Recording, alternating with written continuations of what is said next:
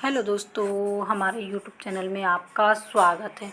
जैसा कि आप सभी अभ्यर्थियों के कमेंट आ रहे हैं कि क्या जो जो हाई कोर्ट में आज तार्किक विश्लेषण हुआ उस पर अपना वक्तव्य जारी कीजिए, यानी कि जो विश्लेषण है वो जारी कीजिए। तो देखिए, यहाँ पर हम पहली बात तो पूरा रखने की कोशिश करेंगे। अगर कुछ चीज़ें स्किप हो गई हैं हमसे भी, अगर स्किप हो गई, क्योंकि सुनने में और फिर उसको विश्लेषण करके बताने में थोड़ा सा अंतर आ जाता है, तो हम फिर से वीडियो डाल देंगे। लेकिन जो महत्वपूर्ण पॉइंट होंगे वो पूरे ही रखेंगे और पूरे ही आपको बताएंगे। और वीडियो अगर लंबी भी होती है तो पूरी देखिएगा। देखिए, सबसे पहले जो हाई कोर्ट की हेयरिंग शुरू हुई उसमें जो आपके हाई कोर्ट के जजेस हैं उनके सामने ये पूरा प्रोसीजर शुरू हुआ, जिसमें आप लोगों के जो एडवोकेट हैं उन्होंने ये बात का तर्क रखा कि डीपीआई की तरफ से अभी ऑर्डर जारी नहीं किया गया।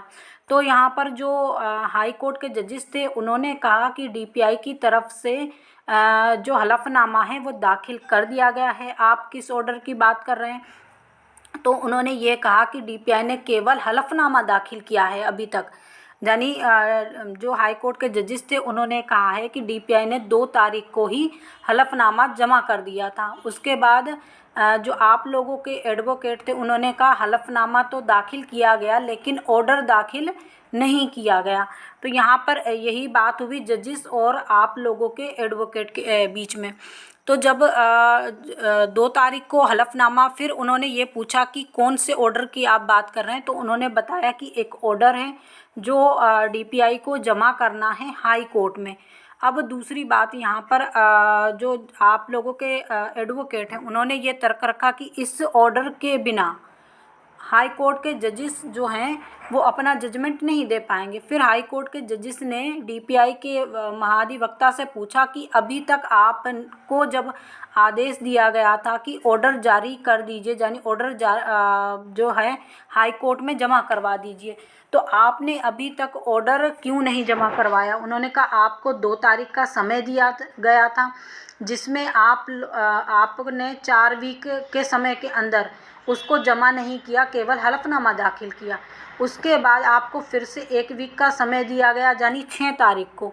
फिर उन्होंने ये कहा फिर 1 वीक का समय दिया, यानी 12 तारीख को। उसके बाद भी 12 तारीख की वीडियो में भी हमने आपको बताया था कि जो हाई कोर्ट के जजेस हैं उन्होंने 2 वीक का समय और दिया है ऑर्डर जारी करने को, यानी डीपीआई को एक ऑर्डर जारी करना है, ऑर्डर जारी करके हाई कोर्ट में उसको जमा करना है, जिसके बिना आपका फैसला नहीं आ पाएगा, यानी जो सेकंड काउंसलिंग का फैसला है। उसके बाद उन्होंने जो डीपीआई के महाधिवक्ता हैं उनकी तरफ से ये तर्क रखा गया कि अभी तक डीपीआई ने हमें ऐसा कोई ऑर्डर दिया नहीं, इसीलिए हमने जमा नहीं करवाया। तो उन्होंने कहा फिर आप क्यों आए हैं? आप जब तक ऑर्डर लेकर नहीं आएंगे तब तक हाई कोर्ट में मत पेश हुई है। और दूसरी बात, आप सेकंड काउंसलिंग क्यों नहीं करवाना चाहते? इस पर भी डीपीआई से जो आदेश था वो आपको लेकर जमा करना था। तो उन्होंने कहा अभी तक डीपीआई ने ना ही ऑर्डर दिया है ना ही आदेश दिया है। तो उन्होंने कहा कि आपने काउंसलिंग क्यों रोक रखी है? तो यहाँ पर यही पूछा गया उनसे कि आप काउंसलिंग क्यों नहीं करवाना चाहते? तो उन्होंने यहाँ पर स्पष्ट अपनी बात रखी है कि जो सुप्रीम कोर्ट है, सुप्रीम कोर्ट के एक जो फैसले के कारण हम लोग सेकंड काउंसलिंग नहीं करवा पा रहे, जिस पर हमने आपको पिछली कई वीडियो में भी बताया कि फैसला क्या था और किस कारण से ये लगा हुआ था। तो यहाँ पर उन्होंने ये बोला कि सुप्रीम कोर्ट के, उन्होंने कहा वो ठीक है, वो आपने एक रिक्वायरमेंट रखी कि उस रिक्वायरमेंट के आधार पर ही आप चल रहे हैं, लेकिन आपका फैसला बताइए। यानी ये तो सुप्रीम कोर्ट की गाइडलाइन हुई, यानी सुप्रीम कोर्ट का फैसला हुआ, बाकी आप लोगों का क्या फैसला है इस पर। और दूसरी बात, ऑर्डर रखना है आपको, ऑर्डर भी बताइए कि ऑर्डर में आप लोग एक प्रकार का ऑर्डर है उसको भी हम स्पष्ट करेंगे कि वो क्या ऑर्डर है। हम थोड़ा और भी वीडियो देख लेंगे। और दूसरी बात, जो आप लोगों के एडवोकेट हैं उनसे भी हम फ़ोन पे बात कर लेंगे। उसके बाद भी हम आपको एक वीडियो और डाल देंगे कि क्या उस चीज़ को किस तरह से क्लियर करना है। दूसरी बात, यहाँ पर उन्होंने स्पष्ट कर दिया है कि जो सुप्रीम कोर्ट के फैसले को आप लोग लेकर चल रहे हैं, यानी रिक्वायरमेंट, उसी के आधार पर आप पूरा प्रोसीजर करवा रहे हैं, ये गलत है। उन्होंने इस प्रकार के आप सभी ने देखा होगा कि आप लोगों के जो एडवोकेट थे वो कम बोले, जजेस खुद ही इस पर तर्क वितर्क कर रहे थे डीपीआई के महाधिवक्ता से, और उन्होंने उनको स्ट्रिक्ट समय दिया है कि आप अब 16 तारीख तक, यानी 16 तारीख तक आप लोगों को ऑर्डर और रिक्वायरमेंट जमा करना है। अब हम फ़ोन पर जो आप लोगों के वकील हैं या कहीं और से जो अभ्यर्थी इससे जुड़े हुए हैं, जैसे कि मधुलता विश्वकर्मा, और इन्हीं के नाम से कोर्ट में ये केस दायर हुआ है और इन्हीं के नाम से ये केस चल रहा है।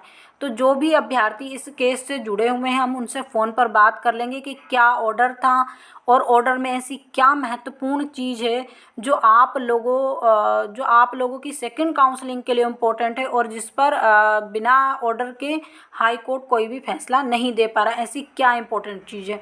दूसरी बात, यहाँ पर सुप्रीम कोर्ट के फैसले को बताया गया, तो उस पर भी हम पूछ लेंगे कि सुप्रीम कोर्ट के फैसले को यहाँ पर हाई कोर्ट क्यों इतनी अहमियत दे रहा है। उस पर भी हम संज्ञान जो भी होगा पूरा आपको, चाहे 1-2 वीडियो और लगेगी। बाकी देखिए, वीडियो देखने में तो कुछ नहीं होता, जब तक भर्ती नहीं होती मजबूरी है आप लोगों की, आप लोगों को वीडियो देखना ही पड़ेगा, नहीं तो आप भर्ती से कट जाएंगे। और दूसरी बात, अगर जितना आप जुड़े रहेंगे, जितना आपका संघर्ष होगा, उतना ही अच्छा फल मिलेगा।